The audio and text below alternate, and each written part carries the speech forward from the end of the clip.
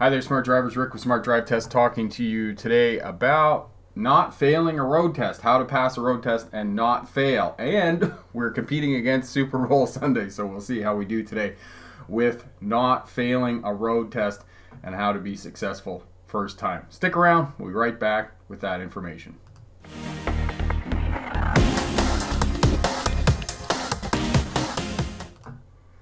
Hi there, Smart Drivers. Welcome back. Rick with Smart Drive Test talking to you today about not failing a road test. And yes, there are marks on my face. I had a good day yesterday at jiu-jitsu and had some good rolls, so I've got a few marks on my face. So no, I didn't get beat up in the alley.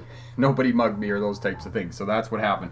So if you're just tuning in to Smart Drive Test, tell us where you're from. Tell us what class of license you're working towards and how we can help you out if you have any questions at all. And it gets pretty busy here on the live stream, so if you have questions and I don't get to it, it's not that I am ignoring you, it's that just the live stream is busy. I would like to answer as much questions as I can, or as many questions as I can rather. And if you're new to Smart Drive Test helps new drivers get a license, veteran drivers to remain crash free, and CDL drivers to start a career as a truck or bus driver. So consider subscribing as well. Hit that bell, that way you'll get instant notification when I get the videos up for you. So Katina is here from the Bronx in New York. Vinny's here. Drivetest.ca. Okay, drivetest.ca. As far as I know, Vinny, drivetest.ca is they've been trying to sell me that. Chanel is here from Fort Worth, Texas. Kia's here. Maria's here. Clayton's here. Brody from Vancouver going for his N in May. Excellent. June is here from Michigan. Katina is working towards her learner's permit. Driving test in Ontario. Maria and Chris Pinney. Just Chris, I'll call you Chris. Michigan, Savannah, Illinois. Excellent. Wilma's from Savannah, Illinois. So there's a few people here. And we're doing quite well competing with the Super Bowl, so that's what we're going to do today. So let me see if I got this going here. I'm just checking on something. Yes, I do. So just getting everything going here and welcoming a few more people. Corey's here, Bricks for Wheels. Corey is the moderator here and keeps the bad people out who are trying to hijack and sabotage the live stream. Clayton's here from Massachusetts. Juma is here from Indiana, Jonathan from New York City, and Chris say it's snowing a lot here recently and can't practice as much for my test at the end of March, and I'm getting nervous. Yeah, Chris, don't let the weather slow you down. Get out and try and drive in that, because you need to sort of think of the end game in terms of being able to improve your driving abilities. Have a look at the winter driving checklist here, or playlist rather. Corey will get that up for you, and that'll help you become a better driver overall. And if you can drive in the winter, you can drive in the bad weather and slippery conditions, then you're going to be a better driver overall. So Ruth is here as well, and Kia is saying that taking a road test on the 10th of February and finishing up the last 2 hours. Excellent. Yes, Angel, relax, you'll pass. Yes, you will. And Eric is here from Africa. That's excellent. Clayton's taking road test on Wednesday. Congratulations and good luck with that. So that's really awesome. And what else was I going to say? Yes, in terms of questions, I'm not ignoring your questions. There's lots of people here. It's quite busy. There's also Super Chat available, and if it's Super Chat, I promise that I will, in fact, answer your questions. So Super Chat's available as well, and that's always greatly appreciated. Donations to keep us going what we're doing. And if you're just tuning in here, yes, I have marks on my face. It was a good class at jiu-jitsu yesterday, and my face gets marked up from people trying to put arm bars on me and choke me out and those types of things. So that's what's going on with my face. I didn't get mugged in an alley. All right, Hall Phase is here. Hello. There's the winter driving playlist that Corey got up. And I just wanted to say one thing before I transition over to the PowerPoint presentation here. Last week somebody asked me, I can't remember who it was, and I do apologize about that, about my ability to do the live streams and be successful on the live streams. And I was saying that, in fact, yes, you know, it's practice and getting better and those types of things. I was also remiss in thanking Corey for the great work that he does. Colin has joined us just recently as well, and he's been busy, but he's here as well helping out. So Corey has been exceptional in the work that he does, Bricks for Wheels, in moderating the stream. And without Corey, I couldn't do this, because before Corey joined us, we were getting spammed here on Smart Drive Test, and it was incredibly distracting for me to be able to do the live stream. So as I said, I was remiss in mentioning Corey, and Corey is doing an awesome job, and I would like to thank Corey. And I am not doing these live streams alone. I have people in the background who are doing work and doing great work, so I would like to thank them. And Hall Phase just mentioned that I'm close to 90,000, and I'm not sure what's going on with all the notifications everywhere else on YouTube, but according to TubeBuddy and according to my analytics, we did in fact hit 90,000 smart drivers today. So thank you for your support of the channel. Thank you for subscribing. Thank you for your comments and questions. All of this has made the Smart Drive Test incredibly successful, and I cannot thank you enough for your support of the channel here. Here, just transition back over here of the channel and making that possible. So today we hit the 90,000, and we are on the home stretch to making 100,000 subscribers and getting our silver play button. So thank you so much for that. Anita's here, Vinny's here, congratulations. Thanks, Jonathan. Where am I? Last Tuesday there was a brief snowstorm where it came down so hard you couldn't see. Took it slow, headlights on, wipers on, and proceeded with extreme caution. Then the below zero came. Excellent. Glad to hear you're safe and you survived that, Jonathan. That's great. Amanda, Corey will put the video up for you on taking a road test in the winter time, and that will help you out. So Hall Phase is here. Thanks, Hall Phase. How are you? Excellent. Okay. So what I'm going to do is I'm going to pop over to the PowerPoint presentation, get that going, and we'll get that out of the way, and then I'll come back and answer questions. All right. So why drivers fail a road test. And here's me with my pouty face after I failed my road test, eating Doritos and watching telly. And that's generally what happens. And what I suggest, if you are unsuccessful on a road test and you have failed, been unsuccessful, I don't call it failing, I call it unsuccessful, because you're simply going to do it again and you're going to pass and you're going to do that. But if you are unsuccessful, take a day and be down, sit on the telly, be mad at the world, eat Doritos, and watch television. Know that you're going to do that. But take a day and you know, just be mad at the world, but get back at it again. And that's what you need to do. All right, so for those of you who are new to Smart Drive Test, my name is Rick August. I was a truck driver through most of the 1990s. I drove buses for Greyhound in Australia when I was there between 2002 and 2006. I became a licensed commercial driving instructor in 1997. I taught mostly trucks and buses, but I also was a driver rehabilitation specialist, which meant that I taught people how to return to driving after they'd had a crash, after they had a stroke, they'd lost a limb, and often taught them to drive with hand controls and those types of things. And I've been remiss in getting the information up for people with disabilities on the website. Ryan reminded me of that, and now that I was saying that, I need to do that as well. And in 2006, I was awarded my doctorate from the University of Melbourne in Australia, and my doctorate is in legal history, which is a study of policing, courts, and prisons, and my expertise is in policing as it relates to traffic. All right, if you've passed a road test in the last little while, or are coming up for a road test and are going to be successful, please head over to the Smart Drive Test website and sign up for the 100K campaign over there, and let us know, and you'll be entered in a draw for a $100 gas card.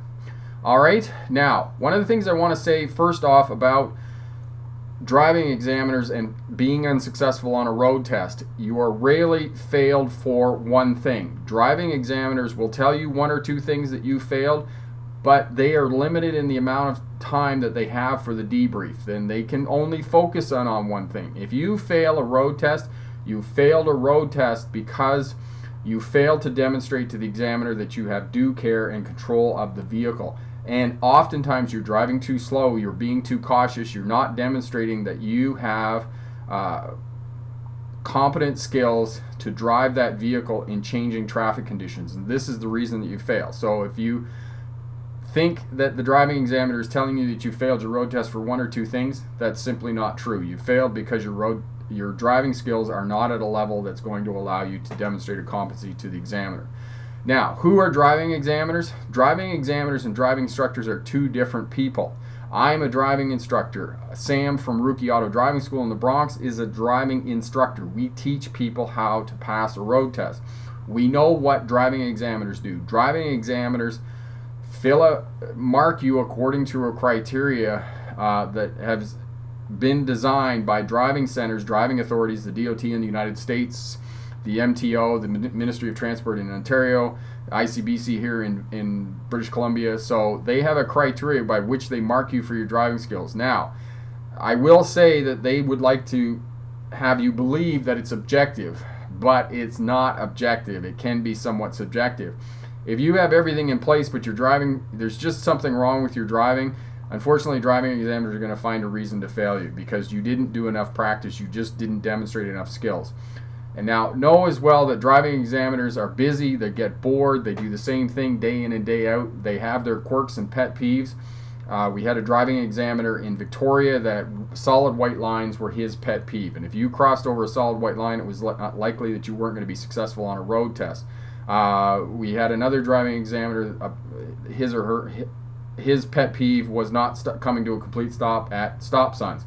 So know that about driving examiners, okay? As well, know that they have bad days. So you need to be on your A game on the day that you're taking your road test if you want to pass and be successful. And also, the other thing that you can do on a road test is do running commentary. And Corey will put up the video for you on running commentary, because driving examiners get bored. They're looking around. They're worried about the dog that went into the veterinarian in the morning and those types of things. So if you can be doing a running commentary and tell them what you're doing, they don't have to second guess what you're doing. Okay, unsuccessful attempts. You didn't fail a road test. You simply were unsuccessful. And remember the saying, there is no learning in winning. If you are unsuccessful on a road test, as other things in life, look at it as a learning experience. Take a day, be down, but get back up and do the work and be successful, and you can do that. I've had people on Smart Drive Test in the community here who have told me that they've taken their road test 3-4 times, and then finally they were successful because they did the work. They learned from the experience, they assessed where their weaknesses were, they saw their challenges, they did the work, and they practiced and they overcame and they were successful. So do that, do the work. Some of the myths around a driving test: driving centers have a pass quota. That's a myth. They simply don't have a pass quota. You simply were not prepared to do your road test. Some states, some people have said to me that, oh, our state no longer does parallel parking. That's simply not true. Every driving test center has parallel parking as its basis. You must do parallel parking for the purposes of a road test, and you must be competent at it, because it is the best maneuver that you can do to demonstrate due care and control of the examiner. And it's also the toughest skill. There are a couple of states that have different skills that they will get you to do. Ohio has the Ohio maneuverability test, and Corey will put that up for you as well. And in California, they will get you to back up for 3 or 4 car lengths along a curb on a roadway. And again, there's another video there, and Corey gets you to do that. Now, 2-point reverse turn, you have to know how to do these things. There are a list of slow speed maneuvers that the examiners can ask you at their discretion to do. Okay, speed limits, everybody's, I've had students say to me, oh, I went over the speed limit by 5 kilometers an hour or 5 miles an hour and I failed my road test. No, that's simply not true. You cannot deviate from the speed limit for very long. You do have to demonstrate speed management for the purposes of your road test. Other people will say to me, oh, driving laws are different in my state or my province. That's simply not true. Driving has a general set of rules, and all of the rules are more or less the same. There are some minor nuances in terms of states and provinces, but for the most part, you can find all of the information you need to be successful on your road test here on the Smart Drive Test YouTube channel and over at the Smart Drive Test website. I'll fail if I hit the curb. Yes, if you bang the curb while you're parallel parking or you're reverse stall parking and the body of the vehicle rocks on the frame, then yes, you will fail. If you touch the curb and you know that you touch the curb and you pull ahead and adjust, you won't fail for that. It's only when you bang it or you push the rear tire of the vehicle up over the curb, then you will fail. And I just wanted to clarify that because there were a couple of people that asked me about that in the parallel parking video. Okay, now one last piece about taking a road test and driving examiners. Sometimes bad drivers pass and sometimes good drivers fail, and the reason for that is because bad drivers or drivers that aren't quite ready yet, everything will go right on road test day for them. That's just a matter of fact. Other times, good drivers, something will happen and they just do not have the skill level to be able to deal with it. For example, you know, the light changes yellow and they can't get the vehicle stopped, or they go through, or they just make a decision that is contrary to what the examiner means. So you just know that, but this is rare. This is only, I would say, only in 1 or 2% of the cases that, you know, good drivers aren't going to pass and bad drivers are going to pass. So it does happen, but it doesn't happen very often. Okay? Now, when you are getting ready to prepare for your road test, luck favors the prepared. So if you're going in for a road test and you're getting ready to learn how to drive, you're weeks out from your road test, learn the basics. Okay, start with the pylons, the delineators, and the parking lot. Do the Ohio maneuverability test. It's an awesome exercise for you to learn how to drive, get control of the steering wheel, the mirrors, and learn where the vehicle is in space and place. Learn the basics. It's like, you know, we're talking about football today. You have to carry that ball around with you all the time to become a better football player. You want to learn music, you got to carry your instrument around with you, or you got to be singing all the time. You have to learn the basics. And slow speed maneuvers in driving are the basis of preparing for a road test and learning how to drive. So know that, and know that luck favors the prepared. So do as much driving as you can. The more driving you can do, the better driver you're going to be and the better prepared you're going to be for the road test. So get as much practice as possible. Practice in different vehicles. Drive your parents' vehicle, drive your friend's vehicle, drive your neighbor's vehicle, drive your aunts and uncles' vehicles, drive every vehicle that you can get into, because you're going to find every one of them is going to be slightly different and going to have different places where you need to look in terms of blind areas. Are going to have different, you're going to have different space management and those types of things. So it's just going to make you a better driver overall. And practice in different driving environments. Drive on the highway, drive in the city, drive in the daytime, drive at night, drive when it's snowing, drive when it's cold, drive when it's raining. Drive in any condition you can to make yourself a better driver overall. Okay, now you're going to decide whether you're going to take driving lessons or not. You can take whole classroom sessions, 10 lessons, individual lessons. But one of the things, if you do not take driving lessons, I encourage you strongly to take a mock road test and book it about 3 weeks out, and then try and get it 7 to 10 days before your actual road test. The driving examiner will give you feedback on your skills and abilities that may need strengthening before the road test. As well, on a mock road test, the driving instructor will be able to give you nuances and specific information about the test center where you're going to be taking your test. So do that as well if you're not actually taking driving lessons. Now, just a quick word about the knowledge test. Most of the information you're going to be tested on a knowledge test: signs, signals, road markings, excuse me, terminology, right of way, the driving task. All of this can be done online. There are many online driving practice questions. Don't use them as a test of your ability, but use them as a learning tool. So do the practice driving test questions online. The Richmond Public Library here in British Columbia has some. There's some on my website at Smart Drive Test. Go through all the questions, answer the questions, look at the questions you didn't get right, and then go to the driver's manual and look up the information that you don't know, because don't read the driving manual from cover to cover. It is boring and it will put you to sleep. Only if you want to cure insomnia do you want to read the driving manual from cover to cover.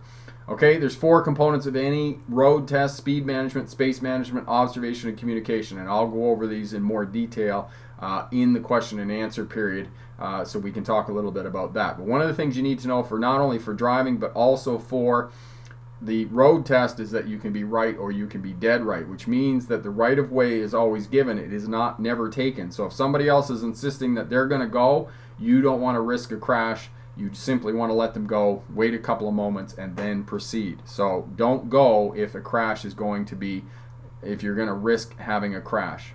These are the requirements of the road test that I told you previously: slow speed maneuvers, parallel parking, 3-point turns, 2-point reverse turns, stall parking, and U-turns. Now, parallel parking and 3-point turns tend to be the maneuvers, the favored maneuvers for any road test, but you can be asked to do all of these other things. just let me back up for a second. Parallel parking, 3-point turn, and reverse stall parking. Those are the mandatory ones on most road tests.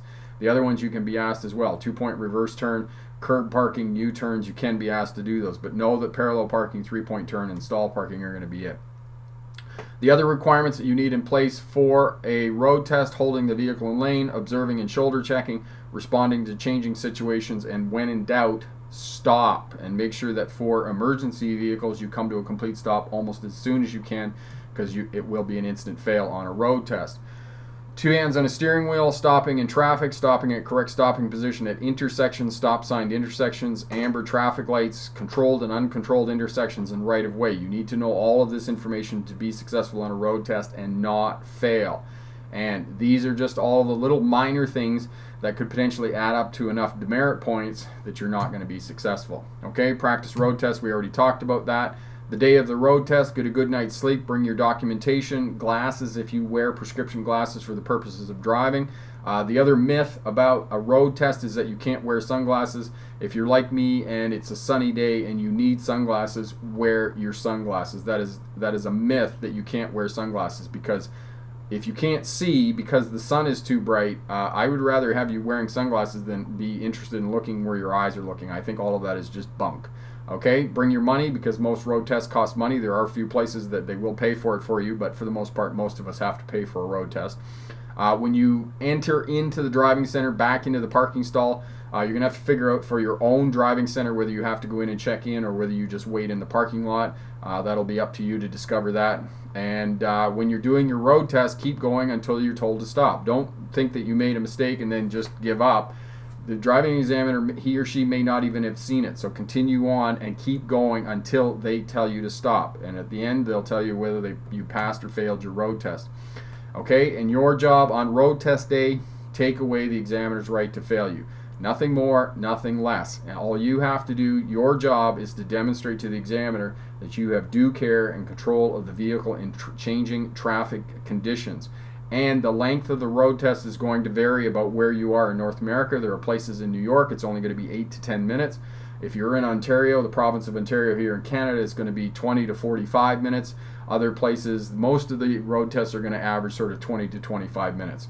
Like I said, some places are going to be as short as 8 to 10 minutes. Okay, the parallel parking may occur in on a public road. Other test centers, you'll do it in a closed circuit area. So in other words, they'll have a parking lot or someplace that you're going to do it. So if you have a road test coming up, good luck on your road test, and remember, pick the best answer, not necessarily the right answer.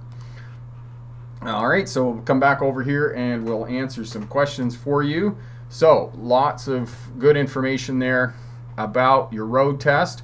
Excellent. Rolf, when you're reversing to parallel park for the test, do you have to have both hands on the steering wheel? No, Rolf. When you're parallel parking and you're reversing, you want to have your hand on the back of the passenger seat, and you will be looking out the back window. And approximately for every vehicle length that you back up, you want to stop the vehicle. You want to do a 360 degree scan around the vehicle and make sure that nothing has changed in the environment where you're backing up, and then continue look out the back window and then continue to back up again. All right. Boston, also talking about new cars and technology, thin cars that would assist and can be beneficial when looking at buying a car. Okay, I don't understand that question. Clayton, does everything I say apply to all states? Now, Clayton, one of the things that I want to say is that most of what I say here is applicable to most road tests in most states and provinces in North America and the world, for that matter. There are nuances, there are details depending on specific test centers. So, as I said, if you're not taking driving lessons, book a road test, a mock road test with a local driving school. Driving instructors teach people how to pass a road test every day. So they can take you in and around the driving routes, around the driving test center, and they can give you specific information about the test that you are going to take at that test center. So that's what I encourage you to do. Okay, Boston, series of videos on good first cars for new drivers as well as for different budgets, perhaps going to a dealer and reviewing some cars. Yes, Boston, I am currently working on that video. I've been remiss this week, but I will get that up for you, okay? Jonathan, rule signal, then mirrors, then shoulder check just before you turn. shoulder check quick, and then proceed to turn. Yes, okay, mirror signal, shoulder check, do that, and then shoulder check again immediately before turning. Umar, yes, make sure that you shoulder check. Shoulder check 2 times for every time you move the vehicle laterally. Every time you make a turn, make sure that you shoulder check, because if you fail to shoulder check, that is a major component of observation, and you need to have that in place. All right, Hall face. Some road tests near major cities don't even have much road driving, just doing straights like parallel parking and 3-point turns.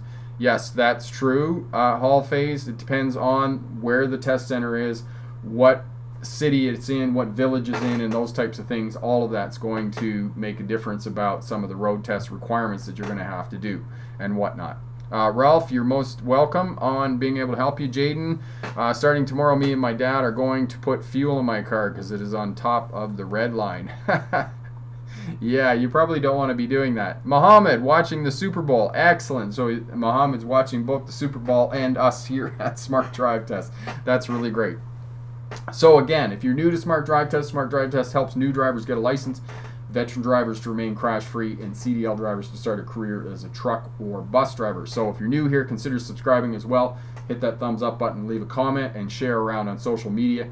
All of that helps us out. And as I said before, thank you again to all the smart drivers for helping the channel, the YouTube channel here, hit 90,000 smart drivers. That is really awesome.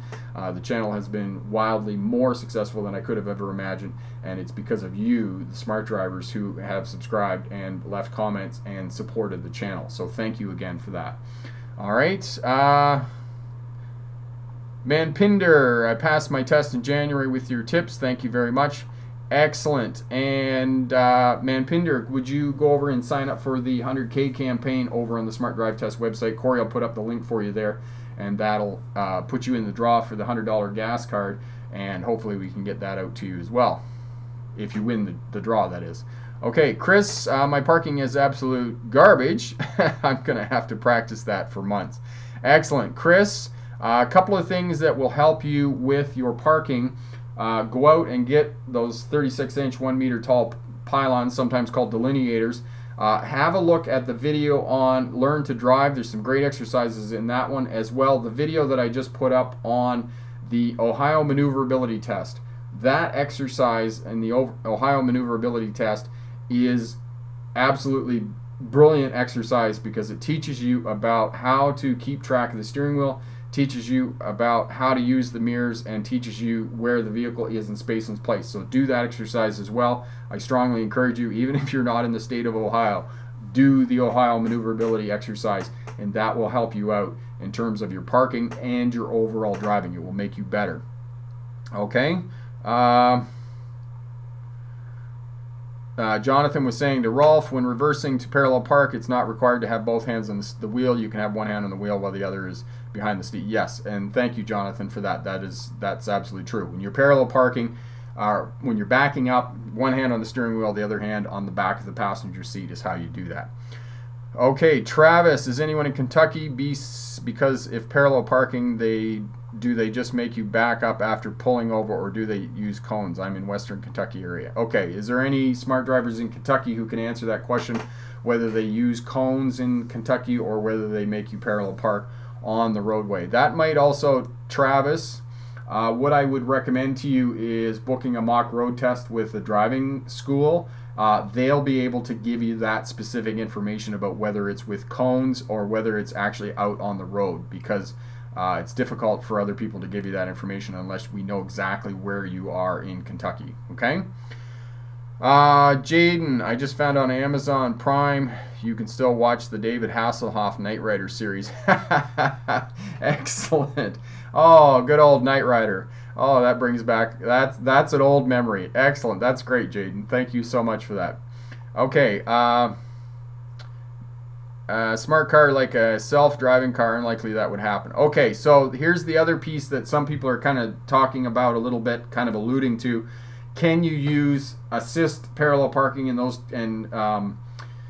backup cameras and whatnot on your road test? The only state that allows you to use a backup camera on your road test is the state of New Jersey. Otherwise, you have to back up the car and you have to look out the back window. You cannot use the backup camera. You can use the mirrors to a little bit of you know, a little bit, but for the most part, you need to do it according to the way that I show you on the videos here on the Smart Drive Test YouTube channel. All right, so have a look at those, figure out how to parallel park, and practice doing that, because yes, it's a pain in the butt to learn how to parallel park. Yes, it's a pain in the butt because it's frustrating, it's a difficult maneuver, and it takes a long time to learn how to do.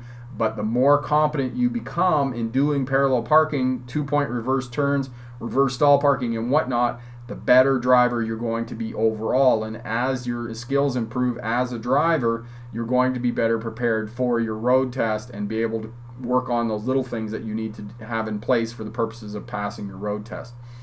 Okay, thanks for the information, Boston. Keep up the great work. Thanks for everything you do. You are most welcome, Boston, and thank you for your support of the channel here. Ruth, what was it like to work for Greyhound? Ruth, actually it was pretty fun working for Greyhound. I think it was a little bit different working for Greyhound in Australia than it would have been, say, for example, here in North America. I don't know how they do it here in North America, but Greyhound in Australia was actually contracted out to an independent busing company. So I didn't actually work for Greyhound. I drove Greyhound buses, but I worked for a company called Moorline Bus Lines, and they had the Greyhound buses, and then they provided the Greyhound service. So it was actually pretty good. I'd been driving truck for a number of years at that point, so I wanted to change. I wanted to do something different and get more experience driving. So I went off driving buses. Now, driving Greyhound was a lot nicer because you're on a schedule and you get to go to specific places at specific times, so you know where you're going and those types of things. I did work a lot of nights driving Greyhound, and the overnights can be a bit challenging, especially when the bus has to get to a certain place on time and whatnot. But I did like it. You get to sleep in a hotel room, you get a shower every day, you have a uniform, you know, that you have to keep ironed and those types of things. But it was a good job for the most part, and I did enjoy driving buses much more than I did enjoy driving trucks. Okay. John Smith, any tips for buying your first vehicle if you don't have someone knowledgeable to bring with you? Yes, John, one of the things that I would suggest to you in terms of buying a first vehicle, and I promise you I will get the video up this week on buying a used vehicle, buying a second-hand vehicle. If you're looking at a vehicle, do all your checks and those types of things on the vehicle. So, you know, get the history, what is it called, Carfax on the vehicle. That way you know whether the vehicle's been in a crash, you know whether it's a rebuild or those types of things. As well, if you're unsure, if you're buying the vehicle privately and whatnot, I would suggest that you spend $100, take the vehicle to an independent mechanic and get them to do an inspection on the vehicle, because they'll pull the wheels off, they'll have a look at the undercarriage, they'll have a look at the motor, they'll see how many, you know, what the mileage is on the vehicle, whether it has high miles and those types of things. So, but that is one thing that I would strongly encourage you to do, is to take it to an independent mechanic, especially if you're not buying it from a dealership. If you're buying it privately, just say, listen, I want to take the car. I'm very interested in buying the car. I'll put down a deposit. It's going to be consistent on, it's going to be conditional on me taking it to an independent mechanic and having an independent mechanic doing an inspection on it. Because if you overlook some things and you don't catch those, as a mechanic probably will, or a technician rather, an automotive technician, it can cost you a fair bit of money. So that $100 could really save you a lot of money in the end and whatnot. And they can measure brake wear and those types of things. They can tell you how much longer your brakes are going to wear on the or last on the vehicle. They can tell you how long tires are going to last, whether you need new tires and those types of things. Because keep in mind that tires can be a significant investment. So you know, 4 good quality tires on a vehicle are going to cost you $800 to $1,000 depending on what size of tires you're buying. If you have a big full-size pickup truck, tires are going to cost you maybe $1,500, $2,000 depending on where you buy them and what quality you get. Okay. Chanel, should we avoid fast, sharp maneuvers? Yes, you should, Chanel. And as I said, one of the things that you need to demonstrate for the purposes of your road test is that you have due care and control of the vehicle, which means that your maneuvers are smooth, they're at the correct speed, and you're not jostling people around in the vehicle. And again, Chanel, have a look at the Ohio Maneuverability Test, work on that, and as well work on the exercises in the Learn to Drive video. And Corey got both of those up for you, okay?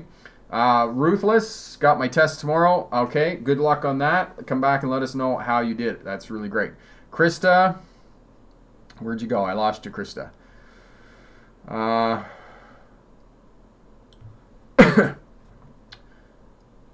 Where'd you go? Travis, no problem. Just breathe and focus. Okay. I lost you, Krista, so you might have to retype it again. Oh, there you go. Okay. I get so anxious before a road test. I have one again in March. I'm taking it as a Chevy Cavalier. Our DMV has no traffic lights in town. We have to wait for others to pass. Okay.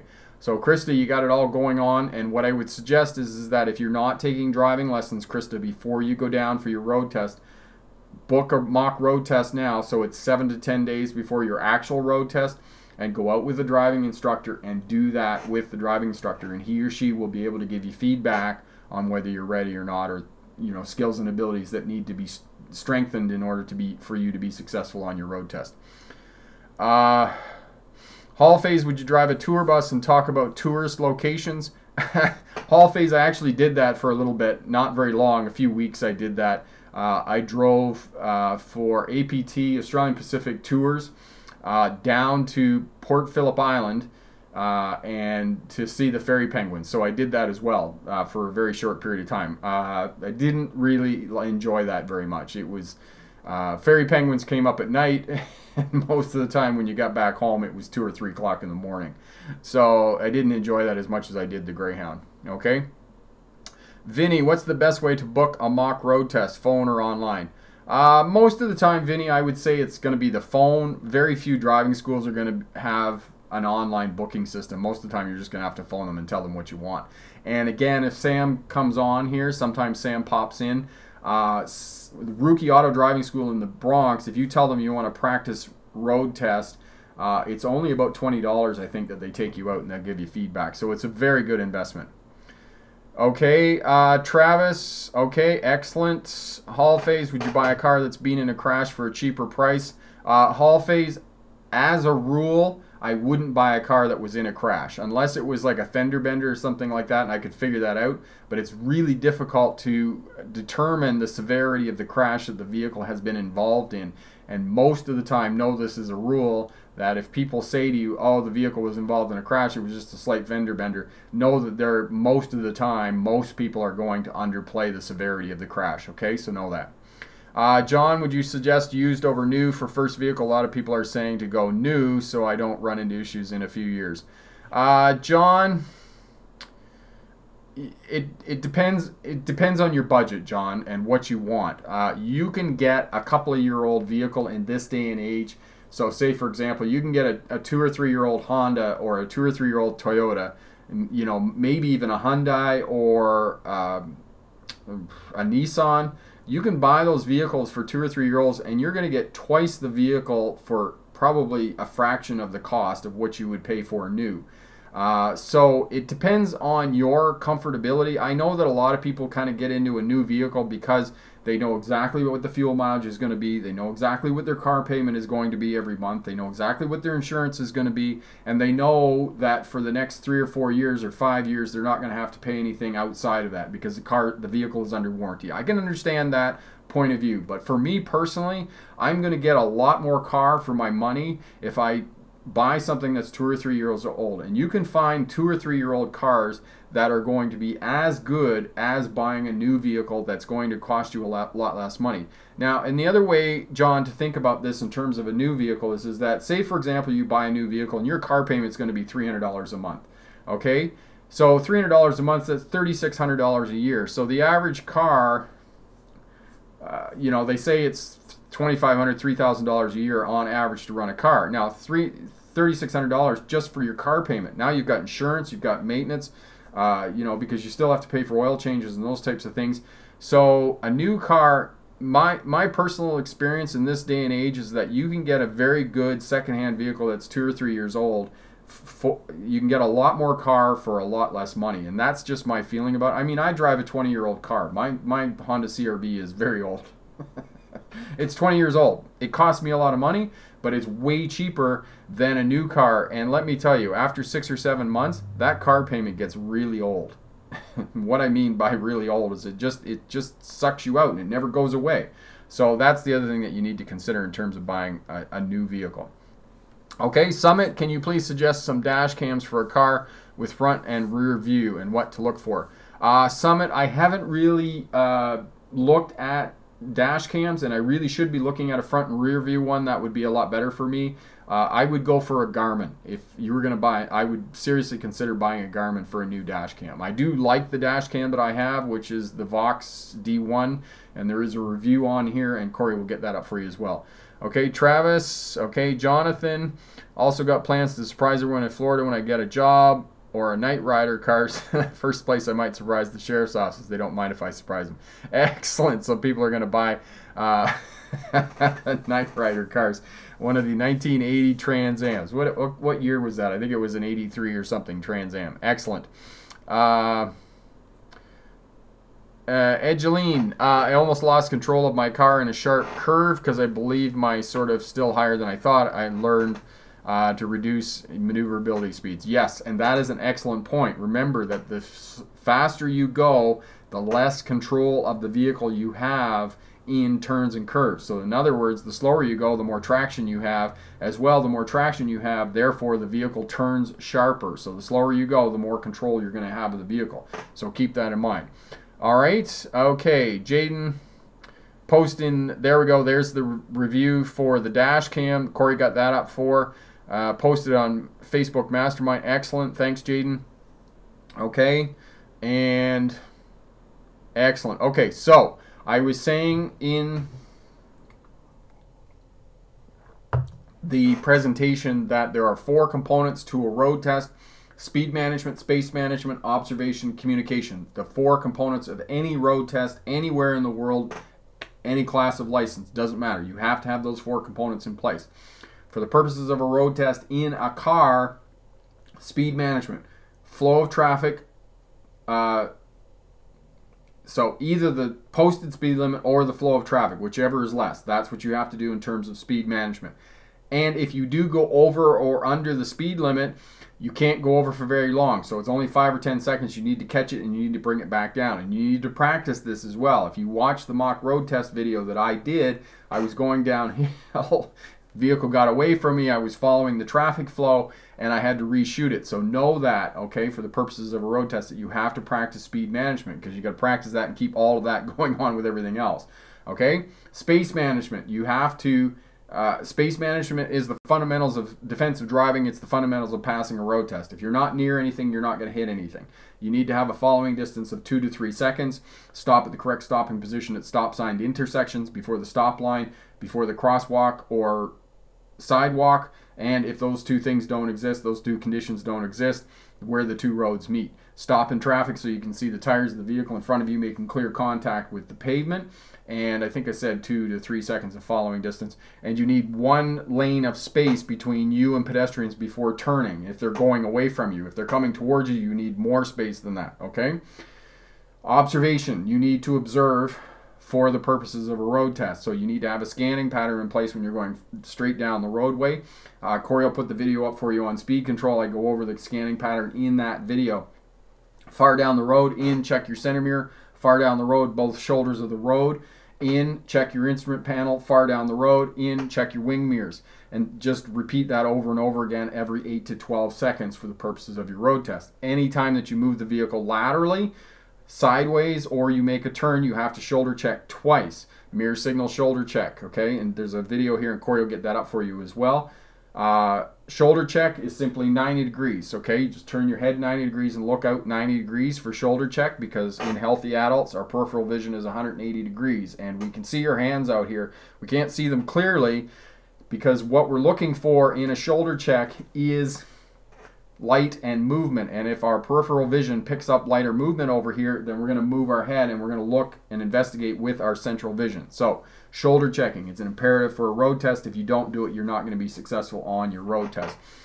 Before you back up the vehicle, do a 360-degree scan. When you're reversing, make sure you're looking out through the back window, and you can have one hand on the steering wheel while you're backing up for the purposes of a road test. So that's observation. Communication. You must communicate to other traffic and road users what your intent is and what you're going to do on your road test. So you need to use lights, signals, horn, eye contact. If the other driver or road user isn't clear about what you're doing, you need to get eye contact with them. Hand gestures, you know, signaling people on and those types of things. Don't wave people on a road test. Just stop and let them figure out what they're going to do. If you do use hand gestures, make sure you use all 5 fingers. Don't tell them they're number 1 on a road test. And finally, the position of your vehicle on the road is going to tell other road users what you're doing. So if you're in the left-hand turning lane, it's a good high probability that you're going to be turning left. So know that as well for the purposes of a road test, okay? So that's the 4 components for your road test, regardless of where you are in the world, what class of license, and what vehicle you're driving for the purposes of your road test, okay? So other questions here. Let's see.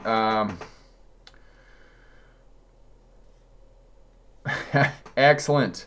Fear me. Excellent. Sadia, scared of high speed and cars behind me. I'm learning to drive these days from my husband. Excellent. I think Corey put the video up, Sadia, on fear and anxiety while driving, so have a look at that as well.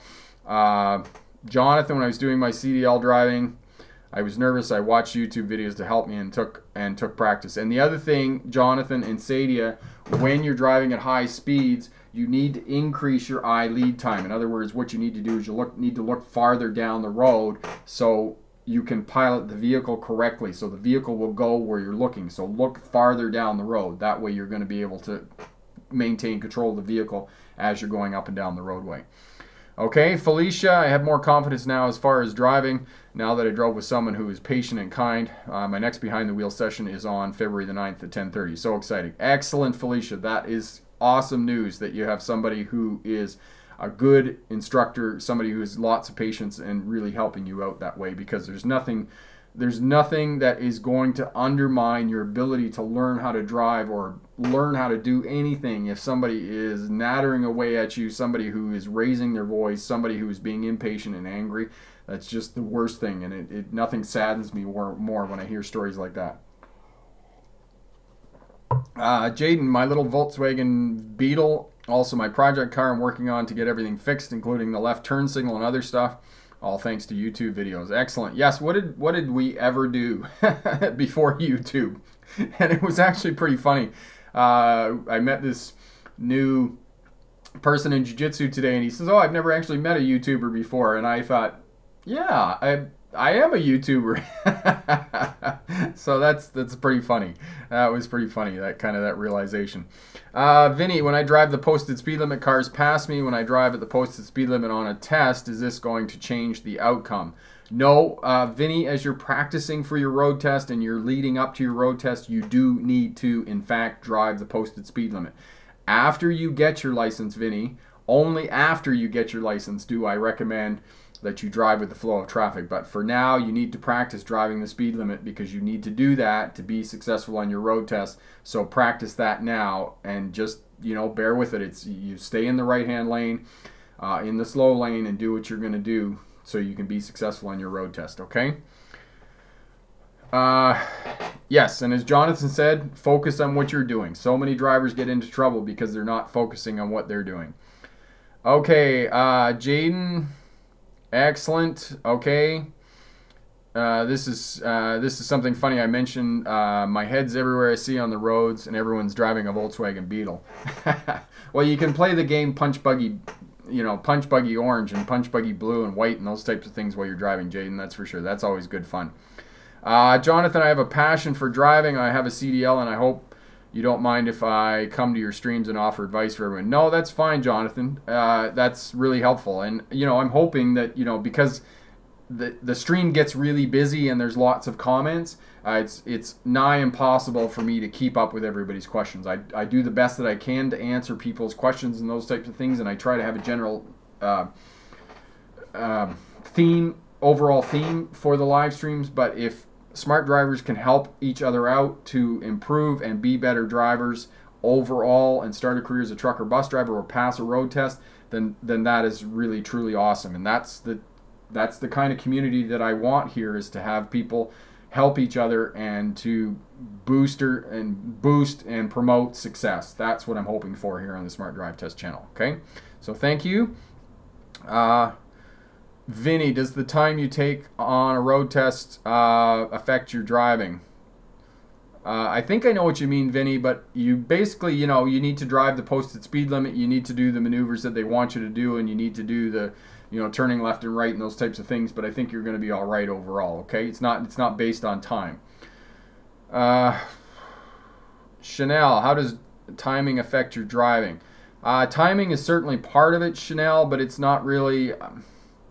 You know, everything has to be done properly, and if you're having difficulty with that driving on the roadways, I would suggest that you do some of these exercises, these slow speed exercises, because they're going to improve your overall driving. They're going to improve your lane changes, they're going to improve your turns and those types of things and help you out with that. Haul phase, how easy is it to maintain your car yourself, like oil changes, brake replacements, and stuff like that? Haul phase, I would say that you need to be fairly mechanically inclined if you're going to tackle the brakes. Changing oil, on the other hand, is actually quite easy to do. I do my own. It only takes me about 20 minutes. And actually, there's a video here on how to change the oil. So Corey will get that up for you, and you can have a look at that as well. Okay. Felicia, the best advice that I can give to someone is something that my dad always told me, which is watch out for the other guy as well as focus on what you're doing. Yes, and that focusing on what you're doing and letting the other person go and have their crash somewhere else is the best thing you can definitely do, Felicia. That is excellent advice. So, you know, do that and carry on with that. Okay, Jonathan, there are YouTube videos that you can watch about, a lot of information on YouTube and on the internet about changing brakes and those types of things. The other point that I'll make about that, both Jonathan and haul phase, is sometimes it pays to have professionals fix your vehicle. I had the exhaust system replaced on my vehicle pretty much from the front of the muffler, so I had the catalytic converter changed, the muffler changed, all of the piping changed, and there's another piece in there as well that I can't remember the name of it. And within 6 weeks, the catalytic converter plugged up, and catalytic converters are fairly expensive. They're $500 or $600. No, maybe $400. The catalytic converter, just the part, is $400, and it plugged up within 6 weeks. And one of the benefits of getting professionals to do this was I took it back to the shop and I said, listen, the catalytic converter's plugged up because the check engine light had come on and that's what it indicated. Well, I took it back to the shop and they replaced the catalytic converter, no questions asked. However, if I do that myself, if I change the exhaust myself, which I could have very well done, I mean, I'm inclined to do it, it probably would have taken me 2 days to do it. So first of all, I have my time to consider. It's going to take me 2 days to change it. And it took them, literally, it took them 40 minutes to change the exhaust on my car. And if something had gone wrong when I bought the parts and changed the parts out, it's not under warranty. So if the catalytic converter had gone when I changed it, I would have been out another $400, plus I would have to get under there and change it again. Whereas if you take it to a professional and they do the work, it's warranted, it's guaranteed, and if something goes wrong, you can just take it back to the shop and they can fix it again. The other great thing that I will tell you about shops, this shop that I work with here in town, just a few weeks ago, I had something rattling around in the front end, and I knew it was only when I turned the wheel one way. I took it into the shop, and I'm thinking, oh, this is going to be $500 or $600. Took it into the shop, called them an hour. They called me back like an hour later, and they said there's no charge. They said you had a stone in the dust cover plate on the front disc brakes. So if you find a shop like that, that's the kind of shop you want to go to. And they also said to me that the brakes probably needed to be replaced in the spring. So I'll take it back and get the brakes replaced in the spring. When it comes to brakes, it's not something that I probably would feel comfortable enough to do myself. And I'm fairly mechanically inclined. I would just prefer to have an automotive technician do that. Okay? And my brother is after me because they're not called mechanics anymore. They're called automotive technicians. So know that. Okay? That's my thing on getting other people to do the work for you. Okay, Ran, doing your driving test, good luck on that. You're going to do great. Just keep practicing and you're going to do great. Okay, Vinny, but does the time of day you drive affect your driving? Let's say in the morning when people are going to work versus coming home. Yes, Vinny, the time of day is going to change when you do going to affect your driving because you're going to get into congestion and those types of things. So figure out, Vinny, when your road test is and make sure that you're practicing 2 or 3 times a week at that time of the day in and around the test center, okay? And that's going to make you better prepared for your road test. Excellent, okay? Saudi, I want to attend your online driving class, which guarantees first time. How much is it fee? I live in California. Okay, Saudi, I think it's on sale right now for 20 bucks, 27 bucks. Just send me an email, rick@smartdrivetest.com, and I'll send you an email and make sure you get it for $27, okay? And we'll definitely help you out with that. Yes, okay. Jaden, speaking of automotive technician, I'm probably going to do that at my tech center with just my college. Excellent. That is really great, Vinny. I'm happy to hear that you're going to go and work towards being a automotive technology. Yes, excellent. Vinny, perfect. Yes, thank you. That's great.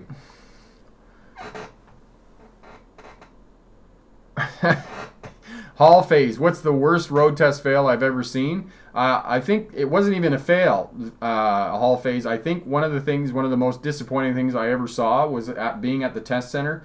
Took a student down for a road test, and the student didn't even get out of the parking lot because the car was from Alberta, and in the province of Alberta here in Canada, you don't have to have a front license plate, but because the car was here in British Columbia, the driving examiner would not take the student out on a road test. So those are the kinds of, they're not fails, but you're denied your road test is because your vehicle isn't fit. And I say this again and again to students who are going for a road test. If you're taking your own personal vehicle or somebody else's vehicle, even if you're taking a driving school car, do a pre-trip inspection on it. Make sure that all the lights are working. Make sure that there's, the garbage is out, it's clean, that the seatbelt works on the passenger side, and those types of things. Because you don't want to be denied your road test because because something's not working. The lights aren't working, the signals aren't working, the brake lights aren't working, those types of things. And I also had a video that I'm working on about changing headlights, and I actually thought changing headlights was fairly simple. My 1998 Honda CR-V, my 20-year-old car, it literally takes 5 minutes to change the headlight bulbs on it. I looked up, a friend of mine said something to me about that the video didn't really work because it was just about changing headlights on a 1998 Honda CR-V, so I looked up the top 10 cars in North America. Well, the Chevy Malibu is one of the top 10 cars. I looked up how to change a headlight on the Chevy Malibu. You got to take the entire front end of the car apart to change the headlights on this vehicle, which is just like insane. So if you have a Chevy Malibu, make sure that you do checking your lights and doing your pre-trip inspection the day before your road test, not the day of, because you won't get the lights changed. Because it's just crazy how much work it is to change the headlights on a Chevy Malibu. Just look it up here on YouTube. It's pretty crazy. Hall phase, is there a reason not to have a front light? It's just cost. It's just legislation in place. There's a lot of U.S. states that you don't have to have a plate on the front either, okay? Could we have a story before we wrap up? I should have done some research. Yes, okay. I'm trying to think of a story for you. Online classes. There we go. Chris, I have online classes over at the Smart Drive Test website. I have defensive driving, pass your road test first time, those types of things. David, mirror signal shoulder check. Yes, make sure you do the shoulder check before you do the maneuver there, Dave. Okay, excellent. All right. Yes. Oh my God, time just ran away. I'm in love with my car. David, what kind of vehicle do you have that you're in love with? Excellent. Once you're completely in the space, yes, you have to do that. Okay. I think I told you I told you that story. Okay, won't fail you, 'tis not safe to change lanes. Yes, if it's not safe to change lanes on your road test, do not change lanes. Do not force it. All right, okay? Okay, so one of the things people ask me about driving for Greyhound. One of the things when I was driving for Greyhound, when I first started driving for Greyhound, that I had a great deal of difficulty with was drunk people on the bus. It didn't happen very often, but every now and again it did happen that at 2 o'clock in the morning you would stop somewhere for a meal break or those types of things, and a drunk person would come up and would get on the bus. And I talked to my manager and I said, listen, these people are disturbing the other 50 people, 35 or 40 people on my bus. What do I do about these people? And he said, you can't refuse service. And I'm like, oh my God. And it wasn't a week later, I was in in Albury, which is the town on the state line between New South Wales and Victoria when you're going from Sydney, Australia to Melbourne.